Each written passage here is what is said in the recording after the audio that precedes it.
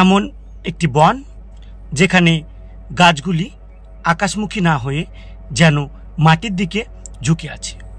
প্রতিটি গাছই এক রহস্যময় বাঁকে আবর্তিত। পোল্যান্ডের গ্রিফেনোর কাছে লুকিয়ে আছে এমনই এক বিস্ময়কর বন, ক্রুকেড ফরেস্ট বা এই বাঁকা বন। এটি কি প্রকৃতির এক খামখেয়ালি রূপ, নাকি এর পেছনে রয়েছে মানবজাতির কোনো গোপন উদ্দেশ্য?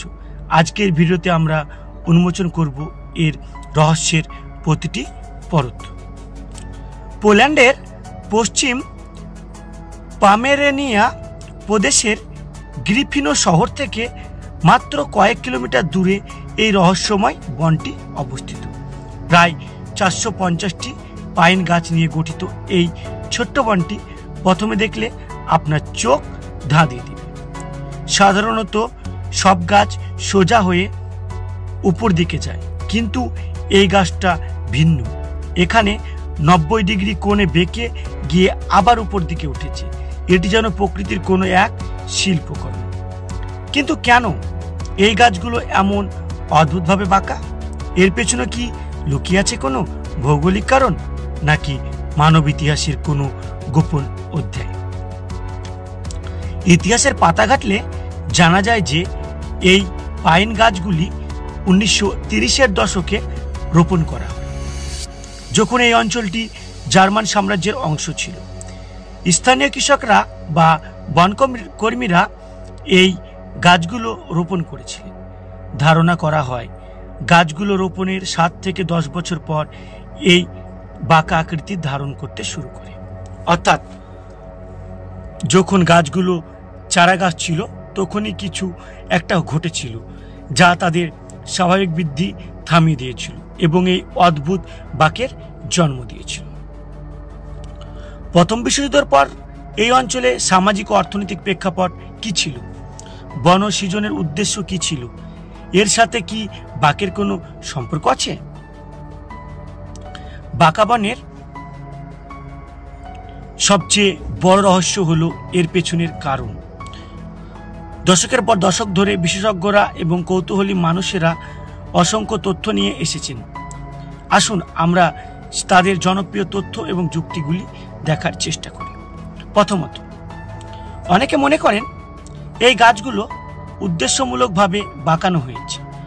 সেই সময় বাঁকা কাঠের চাহিদা ছিল প্রচুর, বিশেষ করে আসবাবপত্র তৈরি, যেমন চেয়ার অথবা বেঞ্চ এর হাতল অথবা জাহাজের মাস্তুল বা কিল তৈরির জন্য। স্থানীয় বনকর্মীরা ছোট চারা গাছগুলিকে বিশেষ যন্ত্র বা কৌশল ব্যবহার করে বাঁকিয়ে দিয়েছিল, যাতে বড় হওয়ার পর সেগুলি নির্দিষ্ট কাজে ব্যবহার করা যায়। কিন্তু দ্বিতীয় বিশ্বযুদ্ধের কারণে সেই কাজ শেষ হয়নি। এই গাছগুলো অসম্পূর্ণ অবস্থায় পড়ে আছে। দ্বিতীয়ত, কিছু বিশেষজ্ঞ মনে করেন দ্বিতীয় বিশ্বযুদ্ধের সময় এই অঞ্চলে জার্মান বাহিনীর ট্যাঙ্ক বা অন্যান্য সামরিক যান চলাচলের কারণে গাছগুলো ক্ষতিগ্রস্ত হয়েছিল। যদিও এটি সম্পূর্ণ বনের ক্ষেত্রে একই ধরনের বিকৃতি ব্যাখ্যা করতে পারে না, তবুও একটি বিতর্কিত তথ্য হিসেবে এর অস্তিত্ব আছে। তৃতীয়ত, কেউ কেউ প্রাকৃতিক কারণকেও দায়ী করে, যেমন শীতকালে প্রবল তুষারপাত। ধারণা করা হয় ছোট চারা গাছগুলোর উপরে দীর্ঘ সময় ধরে ভারী তুষার জমে থাকার কারণে সেগুলি গোড়া থেকে বেঁকে গিয়েছিল।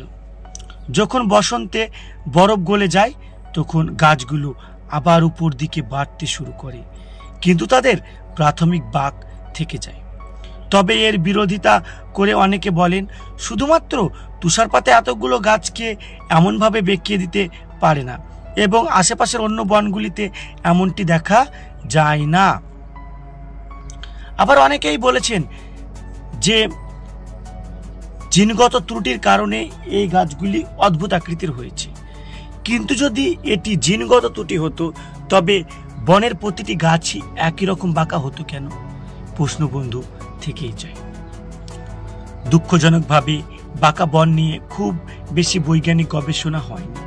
এর পিছনের কারণ হতে পারে দ্বিতীয় বিশ্বযুদ্ধের সময়ে তথ্য ঘটিত এবং আপেক্ষিক ভৌগোলিক বিচ্ছিন্নতা? বেশিরভাগ তথ্যই কিন্তু অনুমান নির্ভর। কিছু গাছ গবেষক অর্থাৎ ডেন্টোলজিস্ট মনে করেন মানুষের হস্তক্ষেপের সম্ভাবনাই বেশি, কারণ প্রাকৃতিক উপায়ে এতগুলো গাছকে একই রকম বেঁকানো প্রায় অসম্ভব। তবে কেন এই রহস্যের সমাধান এখনো হয়নি? ভবিষ্যতে কি কোনো নতুন প্রযুক্তি এই রহস্যের উদ্ঘাটনে সাহায্য করবে? বৈজ্ঞানিক ব্যাখ্যার অভাব সবসময়ই লোককাহিনী এবং কিংবদন্তির জন্ম দেয়। বাঁকা বনও এর ব্যতিক্রম নয়। স্থানীয় মানুষদের মতে প্রচলিত আছে যে এই বনে বিশেষ শক্তি বা আত্মা রয়েছে যা গাছগুলিকে নিয়ন্ত্রণ করে। কেউ কেউ এটিকে জাদু বা কোনো অজানা শক্তির প্রভাবে বাঁকানো হয়েছে বলে মনে করে। যদিও এগুলি শুধু গল্প, কিন্তু এই গল্পগুলোই বনটিকে আরও রহস্যময় করে তুলেছে। ছোটবেলায় গ্রামের বয়স্করা এই বনের অদ্ভুত গল্প বলতেন, যা শিশুদের মনে ভয় এবং কৌতূহল দুটোই জাগিয়ে তুলত। আজ ক্রুকেড ফরেস্ট পোল্যান্ডের একটি জনপ্রিয় পর্যটন কেন্দ্র পরিণত হয়েছে। প্রতি বছরে হাজার হাজার কৌতূহলী মানুষ এই বন দেখতে আসে। তারা বনের অদ্ভুত সৌন্দর্য এবং রহস্যময়তা অনুভব করে। এই বনটি শুধুমাত্র একটি প্রাকৃতিক বিস্ময় নয়, এটি একটি জীবন্ত ধাঁধা যা আমাদের মনে প্রশ্ন জাগায় এবং কল্পনার খোরাক যোগায়। তাহলে বাঁকা বনের রহস্য কি আজও অধারা? এটি কি প্রকৃতির কোনো খেয়াল, নাকি মানবজাতির এক বিস্মৃতি শিল্পকর্ম? হয়তো আমরা কোনোদিনও এর চূড়ান্ত উত্তর পাবো না, আর সম্ভবত এর রহস্যই বনটি আরো বেশি আকর্ষণীয় হয়ে যাবে। আপনার কি মনে হয়, কোন তথ্যটি আপনার কাছে সবচেয়ে বিশ্বাসযোগ্য মনে হয়েছে? কমেন্ট করে জানান।